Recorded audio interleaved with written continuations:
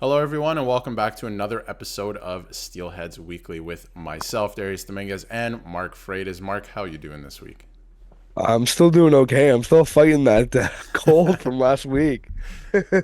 Yeah, It hasn't gone away. it's going around, buddy. It's going around. But I'm glad you're feeling better, and it seems like the Steelheads are feeling better as well because they pick up a big win, and then obviously another loss on the weekend, but not a bad weekend as we, got into last week. But you know what? We can dive right into the first game because we knew it was going to be an interesting weekend for the Steelheads. And obviously, Jack Ivankovic is still suspended. Well, he will be back at the time we're recording this. He will be back in their next game. But heading into this last weekend, he was still suspended. But, a pretty big game against the Ottawa 67s and an interesting one, honestly. We were there live to watch it, to take it in. And what did you see from this game and, any players specifically? Because it was a weird game.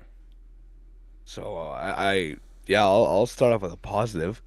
I think Spencer Silva looks really good. Mm-hmm. Um, like that guy was everywhere on the ice, and like he's good at the puck, skates around, has a decent shot for a big boy. So it's nice that the Steelers like have a good veteran guy like that on their back end. Um, and like it's nice to have that offensive defenseman kind of thing. I think he's more of an offensive guy. I think so at this point because he's quarterbacking the power play. There was one Yeah, rush; they couldn't really get a zone entry on the power play. One of the power plays on yeah. Friday against Ottawa, and he did it himself, and it kind of looked like he was like charging up to turn into like Sonic the Hedgehog or something. The way he was skating, like Oh, he dude, just like took bolted. off. Yeah, I've never seen anybody skate like that. At least his body language, but that was pretty cool. And yeah, he's the power play quarterback right now, and he looks pretty good. Yeah. Like a really good acquisition from the Steelheads. Obviously, an overage player, but another. I don't want to say calming presence on the back end because he's always jumping in, Mhm. but he's making things happen, right? He's playing his game, and I think that's what the Steelheads wanted. Yeah, he's this year's version of Chaz Sharp, essentially, just left-handed. Right. So it's nice that they replaced Chaz Sharp with basically Spencer Silva. So Which is it's a good addition they had. Yeah, it was a pretty good addition. And he's doing exactly what they need him to do. Exactly why they acquired him. Because sometimes you see it across the league, like you'll acquire a player and he doesn't acclimate himself properly and he doesn't look comfortable or it takes a while, right? And this guy's come in and been perfect, honestly, for the Steel. It's exactly what they needed Very on the good. back end. So he's been good. I'm glad that you brought that up, actually. But a weird one against Ottawa. We were looking at Ottawa and we were previewing it last week, and we are like, okay, they're 3-3 on the season. They're kind of a mid-card team. Maybe they might end up a little bit better than people thought. And it was a weird one. I mean, the officiating was odd, right? Just one of those games. Like Very odd. so far this season, I haven't seen anything egregious. This was the type of game where I was like, all right, this it's going to get out of hand, and it's going to be the officials' fault. That was the first time this year, so that's a new record for me, being like 4 games in to seeing games live. But yeah, weird one. Ottawa battled pretty hard. Honestly, their goaltender played pretty good. He did. I thought Jacob Gibbons played very well. I don't know what you saw from the goaltender because obviously getting a lot of work in. The Steelheads gave up over 40 shots in this game, and he looked pretty good. Like we were He talking about did. it last week that I don't know, how the Steelheads would look without Ivan Kovic. Gibbons looks pretty good. He did look good, and he got. It seemed like he got more comfortable as the 4 games he played went on. Hmm. Because to be fair, you're getting thrown into like the fire per se. Because like Ivan Kovic was probably going to start the last 2 games against Windsor and Barrie. And then they probably would have given Gibbons this game against Ottawa, and then Saturday against Saginaw would have been Ivan Kovic, but he did pretty well. He's still a young guy, and he'll take time to blossom into a good OHL goalie. It's what his second year anyway, Yeah. so still some growing pains, as you and I have seen over the years through backup OHL goalies. But no, he did really well. He kept them in the game. He actually kept them in the games for both of the weekend games, Yeah. actually. No, he did because like I just mentioned, the 40 shots on goal on Friday, Ottawa was really bringing it. They could have lost that game fairly easily too, and they didn't. And I think it's a real mental battle for a guy like Jacob Gibbons as well, like knowing, okay, Ivan Kovic just got suspended for 4 games, so not only am I going to have to play when called upon like I would have had to throughout the season, now I'm going to have to play the next 4 games for sure, which maybe he's never done before, back to back stuff like that. and they're against some pretty good teams. Like last weekend, you're playing the best team in the league, Windsor, and then you're playing Barrie, who's going to be a good team in the league this year. And you come into this weekend. I don't want to discredit Ottawa, but they're a little bit of a weaker team. And then you're playing Saginaw, another really good team with Michael Misa, right? So credit to him. That's a mental battle too on the other side. It's not just physical, but I thought he played pretty good. And like you said, as the games have gone on, especially I saw it on Friday, he looks way more comfortable than he did in previous games and last week. So credit to him for sure for holding the fort down too, because he gave them a chance to win and they took that opportunity and they ended up winning. So he did it. We weren't expecting a 4-game suspension for Ivan Kovic during the year, but it happened and he looked pretty good. The OHL has to change that fighting rule. It's so stupid. It's to protect. I understand. It's protect the players. You don't want them fighting, and if especially goalies, and if they are gonna fight, then you're gonna get suspended 4 games. So maybe don't fight, right? But that too. But I mean, like these guys are going to the NHL, right? I mean, you're gonna be playing some big boys up there. Maybe like 2 fights, then you get a suspension. Not 1 fight. It's fine. Whatever rare. It's such a rarity you ever get a goalie fight. It's true. When was the last? I can't remember the last one in the OHL. Myself personally, it could have been last year for all I know, but I can't remember the last one I've seen, especially live. That was oh yeah, that was like that was the first like I almost said Mississauga fight. That's been like 15 years actually. Yeah. In 15 years if we want to conclude it. But no, I one more thing with Gibbons is like he it's like we've said like he did get more comfortable. And one thing I noticed, like he didn't look too shaky. Hmm. The first 2 games I saw him play, he looked a little shaky. So, confidence booster. Definitely, and I mean, obviously last week in terms of confidence, they lost both games, but you head over to this week, you're like, all right, we need a win here, and one of the goals that was allowed on Friday, maybe you want back, but I mean, if you're talking about 1 goal you want back, then like that's any goalie. Right, like so, Oh he did a yeah. really good job coming in. Like credit to Jacob Gibbons for sure. He did. Oh, He did his job. He gets his first OHL win as well in that shootout win against Ottawa. And again, another theme in that game: you cannot stop the Steelheads' first line again. Porter Martone with a couple points on the night. Obviously, the shootout was it the shootout winner? I think officially the shootout winner. yeah, because I remember I was like, it's over. 'Cause I thought Ottawa scored off the one. I'm like, it's over. Yeah. So never mind. Gibbons made the save and everyone jumped off the bench and you're like, it's over? The game's over? You Yes. saved. Yep. I thought I thought the Ottawa guys scored from where we were sitting at. That's why I'm like, oh, Yeah. So yeah, Jacob Gibbons in this game, just pulling up the stats here, he had 41 saves, 2 goals against. So obviously pretty big workload. And JR, you saw it in the video after the game. Coach JR wanted that cleaned up for Saturday, which I think they did they did a better job on Saturday, especially with the type of team that they were playing. But again, I wanted to touch on Martone before we move on because we're going to talk about him again in the Saturday game anyway. But Martone, what have you seen from him this year? I mean, he's unbelievable. Another 2 points in this game. McDonnell with a goal in this game. He's leading the charge. He is the captain now. I mean, this guy is unbelievable.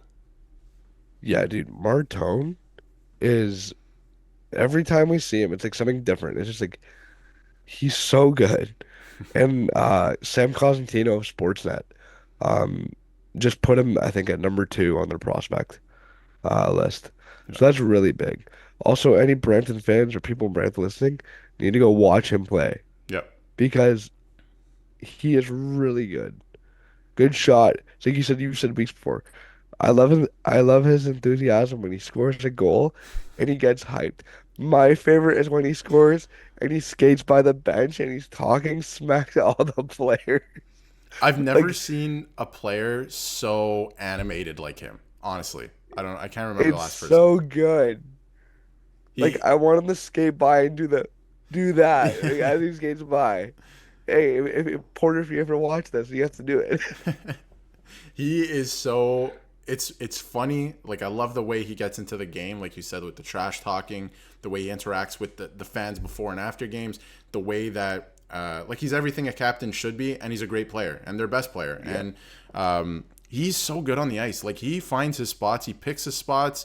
Because obviously, teams are making game plans for him, but he picks his spots so well. He has a great shot. great playmaking ability too. Like he sets up some really Yeah, really good plays, man. Like quick. There's a difference. I've always said like there's a difference between speed and quickness, and he is so quick with it. So he's just been great for the Steelheads this year. I mean, like he was great last year, yeah, but he's taken that next step. And the fact that a lot of people, like you said, Sam Constantino has him second now on the prospect list. I mean, we might have a top 3 pick in the NHL draft playing in Brampton this year. So again, like you said, if anyone's listening to this, like you have to come out and watch this guy. He is a treat to watch. Like he's a really, really good player, and he's only going to get better. Again, late birthday, of course. So yes, he's in the OHL yeah. 1 year longer, right? Because they got him 2 seasons ago. But great talent, and he's gonna be in the He's so NHL. good. Yeah. Yeah, just gotta just kind of my one thing, just kind of work on the skating a bit. Far from that, he's very good. But he's Is also it? a deceptive skater. Like he's not the quickest guy. Like Yeah, he's not going to chase down pucks and stuff like that. But when he has it, like to create chances, he's not super yeah, slow. Like he's pretty good. yeah. He's not slow, but like it's just the thing. He's a better skater than I am. Like it's just get the skating going a bit, and then you're good. Yeah, Far from that, he's got everything you want in an NHL prospect. yeah, and he's pretty good. Like he's pretty responsible defensively from what I've seen. Very. Like there's not too many holes in his game. Like there's things obviously you want to work on, and I'm sure once he gets drafted, the team will work with him on that. Oh But yeah. yeah, there's a couple things in his game, but like he's just great. And offensively, like there is no complaints. And especially right now in the league, sitting I think third in the league with 20 points. I think he's only played 10 or 11 games. That's pretty good. And he's up there with NHL. You know, Michael Misa's up there with 21, just one more point than him. And we're gonna get to Michael Yeah. Misa in a second with the Saginaw Spirit. But Liam Greentree is on fire this year. Windsor's on fire, and obviously an NHL draft pick. So for him to be top 3 in the league there, it's pretty good company. And he has had a great season so far. He's at a very good. He's gonna break 100 points. That's Definitely. if he doesn't go to the. Well, that's if he. I no. I think he still will, even if he does go to the World Juniors. Yeah, because if he goes to the World Juniors, he's going to miss, I don't know, maybe 6 games, something like that. I don't know exactly, but I want to say maybe 6 games, something like that, in that area. Oh And yeah. if you remove those 6 games, his pace right now, he's still going to hit 100 points. So He will. he is incredible, and I think that's what he's gunning for. I think that's exactly what he wants to do, and he's well on his way. He's almost He's gonna. 2 points per game. So Oh, literally, he's gonna. Don't worry. Like I said, by June he's gonna be a San Jose Shark. Already yeah, called that. he's. I know He's you did say that in the he's gonna last be on the episode. wing with Macklin Celebrini next year. It's gonna be fantastic. That'd be a good watch. They would be super good together. Very dynamic Yeah. players. But Yeah. the Steelheads take that one on Friday night, 3-2 in the shootout. It was a nice little treat to see not only overtime and a couple big saves, but also a shootout because we haven't this year and I haven't in a while actually. So nice little treat. And obviously it's nice to see the Steelheads win with that too. The only thing Oh I yeah. would mention last from this game is the power play. Has been pretty good. This game it wasn't that good, but it has been pretty good. But maybe something just to keep an eye on. Yeah, and also they need to start being disciplined again because you and I talked last year. Mm-hmm. Staying out of the box is trouble for these guys, and Friday was a big example of that. They Yeah, were going to the box. couple dumb penalties from couple players, like some retaliation and stuff like that. And again, the refs were doing the Steelheads no favors, and sometimes you just have to Yeah, play above that. That is the game. But yeah, and they did that. They ended up with the win, right? But yeah, a couple they got to stay out of the box. And the reason I bring up the power play is as we move to Saturday's game against Saginaw to break that down. 0-3 on the power play again. So just I know it's a good team you're playing in Saginaw, but you gotta get that together, get the power play rolling a yeah, little bit. yeah. But Saturday's game against Saginaw, Misa versus Misa in the Peel region for the first time because obviously it hasn't happened yet in the last couple of years. But yeah, what did you see from this game? I'll give my thoughts as well. Thought it was a pretty good game from Martone. I mean, unreal again. Like he was the reason they were in it. Oh yeah. And Jacob Gibbons again, pretty solid game as well. Uh, it's gonna be what I did see from the highlights is that Misa and Martone are very good players, especially that since we said Martone's in the top five, I think Misa's in like the top 10.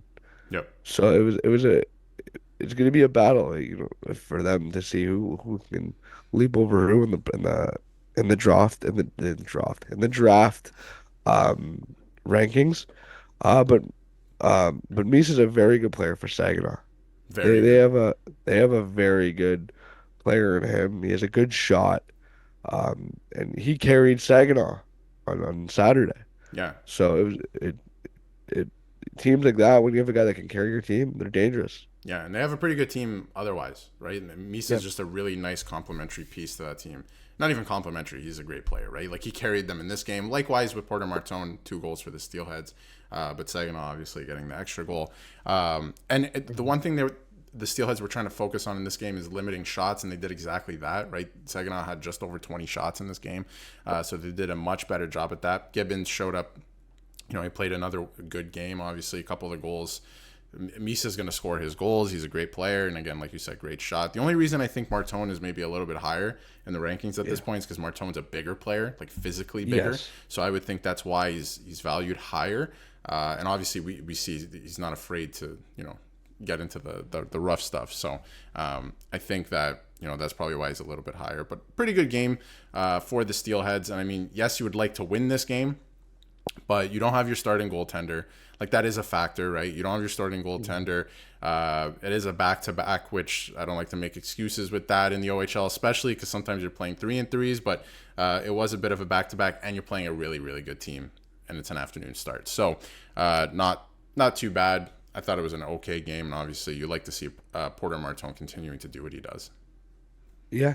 And him and Carson Raycroft, and Mm-hmm. also just, you know, once again, that dynamic duo is just tearing up the league.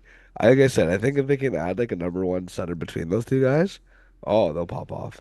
I think that that's the thing too because Raycroft is right now he's playing center on that line with McDonnell on the wing. So if you were to move a guy like him to the wing, you get a center for that line. That's a dangerous line because then you got both of them on the wings just scoring. That's the only Yeah. their only job. And if you can get someone who's really defensively responsible, maybe in the middle, I think that would be crazy. Not that it's bad now, but I think that would be crazy, especially if you moved McDonnell to the second line. Just makes your team deeper. So they have a lot of options that they can do heading into the trade deadline. With Oh, I'm for not sure they've sure. spent any picks on with the Leanders trade, any of the picks they got. So No, and like I said, Quinton Musty's right there for a trade request. Although he is a winger, if you do want to keep Raycroft at center, you don't got to worry then about trading for one. no, You just run a line of those three guys. I think that's pretty good. I think that'd be fine. It's a cheat code. They'll be fine. Those are NHL caliber talents like now in the OHL. Like that would be really dangerous. So you're right. I don't think he's played yet for Sudbury. I think he's I don't want to use the term holding out, but it seems like he doesn't want to return to Sudbury and he'd rather play somewhere else at this point in time. And it's going to be interesting to watch that, to see who gets him, because obviously he's going to come Yeah. back to the OHL. So would be interesting if Brampton were to get him. That would be something crazy. But so I think that's it for last week's games. We can preview this week's games coming up here, and obviously the Steelheads play twice. Very little 3-3s this week. I think the league is trying to move away, or this year I should say, trying to move away from the 3-3s idea, I guess, like 3 games in 3 days on the weekend. But nonetheless, 2 games coming up this weekend. On Friday night, they play Barrie. Barrie's first time back in Brampton in 11 years, and should be a good one. Obviously, you want revenge for a couple weeks ago, and it's the first time in 4 games we will see Ivan Kovic back in the net. Mark, how are you feeling about this game? I feel good with Ivan Kovic being back. He will give the team a boost. They'll be flying, I think. That they'll have the number one guy back. He will be a little, probably a little game rust a little bit, but he can probably brush it off in no time. So the team will probably look good. Like I said, knowing they'll have their guy back, and Mm-hmm. and everybody could be at ease playing their game now. Yeah, I think it's going to be a nice mental boost for the team. Obviously, they're probably going to come out flying, and you want to beat Barrie. They're ahead of you in the standings right now. Brampton has fallen because of this little skid they've been on to sixth place Yeah. in the conference after starting at first. So you want to start crawling back up. It is still very early, but you want to start crawling back up the standings, and Barrie is right in front of you. So no better time to get ahead of them than against them on Friday night, and then on Sunday, they have Saturday off. On Sunday, they make the trip down the 401 to Guelph for a 4 o'clock start against the Guelph Storm, who are the worst team in the Western Conference right now at 3-5. And you want to take advantage of that, especially with only 2 games this weekend, the day off on Saturday, and Ivan Kovic back, who will play both games, surely, because he's been off, and obviously Yeah. they have the day off in between. So what do you see from this one? I think that this one surely should be a win. Yeah, for sure. I think they go 2-2 this weekend. Yep. Like beating Guelph, you have to beat a team like that. since they are last in the West. There's no excuses to lose that game. No. So I'm expecting a win. I think with how they've been playing the last couple of weeks, and it's not necessarily their fault. You're without your starting goaltender, and you started really hot, so these things are going to happen. You're going to face adversity, but the way they started, you have to get back on track this weekend. There's no better time than this weekend. Barry's, I keep saying it. They're gunning for the conference this year, or they want to compete in the conference this year, but they're right ahead of you. They're not a top team in the conference right now. They haven't really put it together. Get after them, get that win, and then obviously against Guelph, take advantage of that. They're not playing great right now. They're last in their conference. Take advantage of these games, win both of these games, go 2-0, and everyone's feeling good, and maybe you're back in tops of the conference. So I think that's this is a key weekend for them. Right, and then they just want a heater and just tear it up for a little bit. Yes, hopefully they get back on track. But should be a fun weekend for sure coming up. And the Steelheads have been playing pretty good, but time for them to get back on track. And we will see you all in the next episode.